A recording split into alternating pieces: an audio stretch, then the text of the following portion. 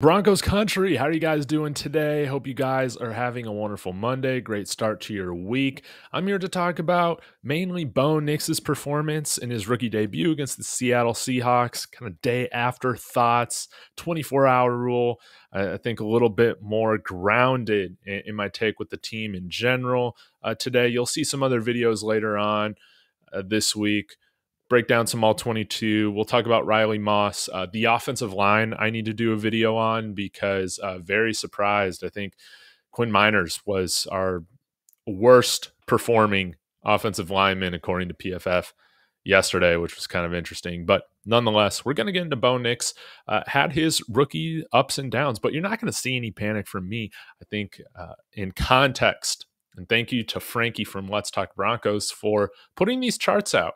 We'll go through Bo Nix. We'll also compare very briefly, very quickly with his throw chart with Caleb Williams and Jaden Daniels, the other two rookie quarterbacks that started. But I think there were some positives to take away. And I do think that we need to see a little bit more of a game plan that assists Bo Nix, right? Even Sean Payton talked about it in his presser yesterday that he just was not good enough. And I totally agree. So y'all let me know your thoughts in the comments, smash that like and subscribe, and let's go ahead and get started, shall we? So you can see this right here. Bo Nix was 26 of 42. I believe just about 45% of his passes were under pressure. That's going back to a PFF stat that we can check out later, but 26 of 42, 138 yards, 0 touchdowns to 2 interceptions, and did have a rushing touchdown. And you can see, I mean, what he was completing was a lot of the short stuff. I think some positives to take is that, hey, he was, making throws to this area of the field. So often we saw Russell Wilson very, very much struggle with these areas of the field. And the biggest thing is just the timing. Bo Nix, remember how Cecil Lammey and Andrew Mason have always described Bo Nix a rhythm and timing quarterback. And his rhythm was just off yesterday. This is his first time facing a full speed defense, facing a little bit different coverages than what he saw in preseason, and talent, of course. And he said this in his press conference. The speed was different. But we saw moments where he was able to get his timing right.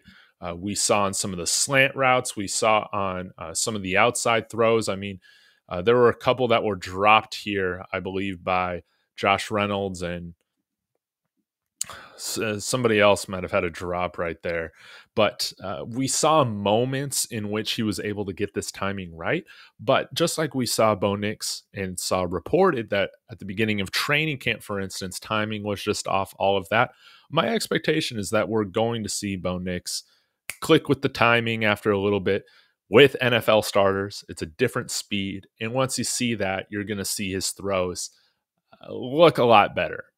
Going back to Bo Nix preseason, right? Where he was hitting on the timing, rhythm throws all over the field. So a pretty interesting breakdown here. And rookie quarterbacks in general, again, this is credit to Frankie from Let's Talk Broncos. I'll tag him in the description. Please go subscribe to them. I think we're going to be doing a collaboration soon, but take a look at Caleb Williams here. I mean, he didn't even have a completion past 11 yards or so. He was 14 of 29 for 93 yards. And that Bears offense has a little bit more juice than probably you would think. Our Denver Broncos offense now with the wide receiver core that they have is very impressive. And you can see Caleb Williams struggled in his first debut. I think the broadcast on our game mentioned that Sam Darnold was the last rookie quarterback to win in their debut. And that's going back a little whiles now, which was interesting. And if we want to look at Jaden Daniels, we can take a look here. He also didn't have a completion past 20 yards. I think his longest was about 14 yards, you can see on the right side of the field, but very limited. They gave him easy throws, 17 to 24, 184 yards, no touchdowns. So actually between Jaden Daniels, Caleb Williams, and Bo Nix, we had no passing touchdowns. We had no passing touchdowns. That's pretty interesting.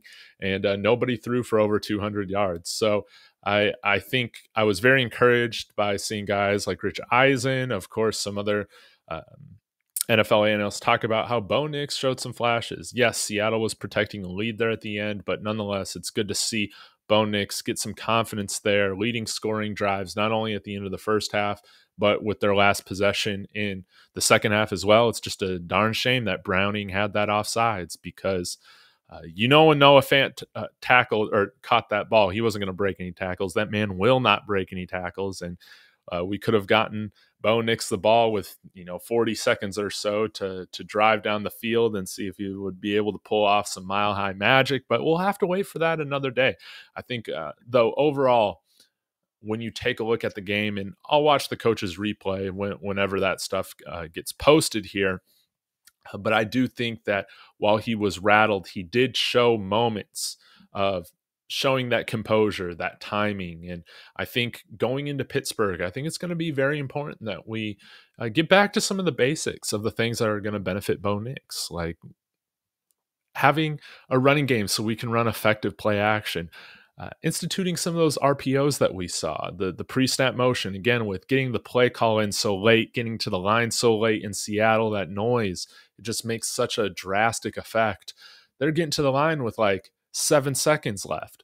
And so you have to just pretty much snap it once you see that everybody's lined up. We didn't have the chance to run pre-snap motion. We didn't have the chance to give the defense some different looks or to move guys to try and manipulate coverage or understand what's being run at all. This should play into our favor at home this next week against the Steelers. Now, let's go ahead and get to some of the Pro Football Focus stuff I thought was pretty interesting here. So if you can just give me a moment, I will share this. And let me make my face smaller. And you can see the breakdown here of Bo Nix throws. Again, we didn't have a lot deep. That's what I would like to see is just, can we use our speed? Come on. I want to see Marvin Mims be used more than just a returner. This was an area where, again, with the rhythm and timing, I think Bo Nix is going to be a lot better in due time because this was the most productive area of the field he threw to in college. And we saw that he was very successful at it in preseason. Once he gets that timing down, I think he's going to be okay. So, that 1 for 5 this is an area where I think in due time we'll want to track to see improvement from week 1 to week 18. How is he developing when it comes to reading the field and this type of area over here, just kind of these parts of the field, right?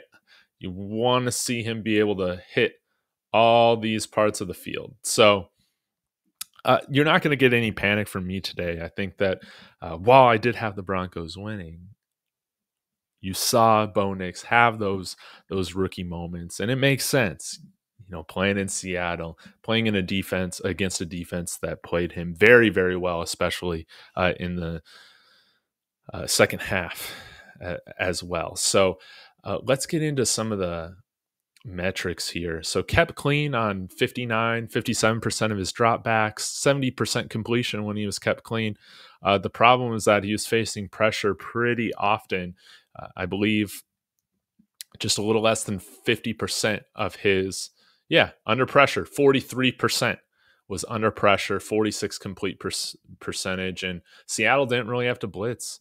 57% completion when not blitzed. You want to see that much, much higher. And then play action, you can see when the running game's not working, he might have had, he might have been 7 for 12 off of play action, but it was all short stuff. There was nothing available. He had guys in his face, so you couldn't really get that deep stuff going.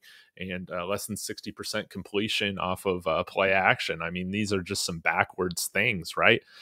Even the screen game, or no screen, 55%. You just want to see that better.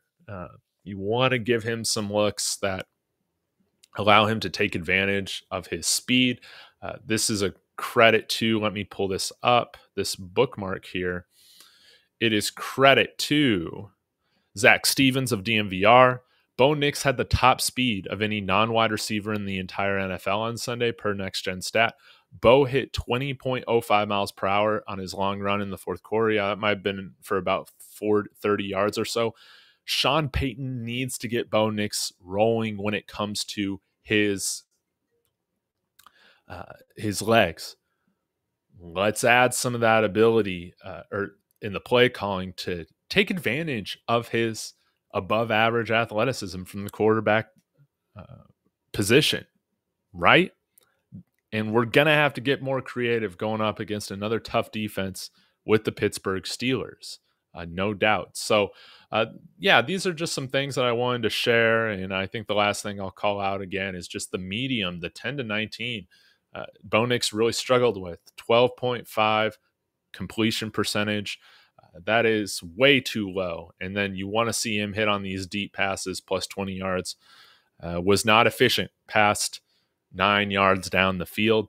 Again, though, with Bo Nix being a rhythm and timing quarterback, we are going to see him adjust to the speed and then get his timing down in the NFL. I have no doubts about that. And I think all things considered, I think he had a pretty decent rookie debut, all things considered.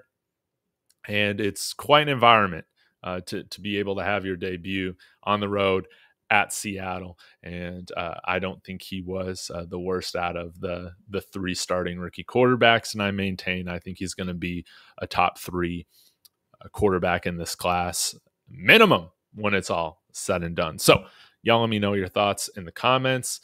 Really appreciate you guys as always. And please let me know what your expectations are for the Broncos this week against Pittsburgh. And I'll be back with the video. Probably the next one I'll do either today or tomorrow is going to be on this offensive line. What kind of stuff? What is going on with that? But Garrett Bowles is okay. He's got a bruise. I'll see you guys later. Go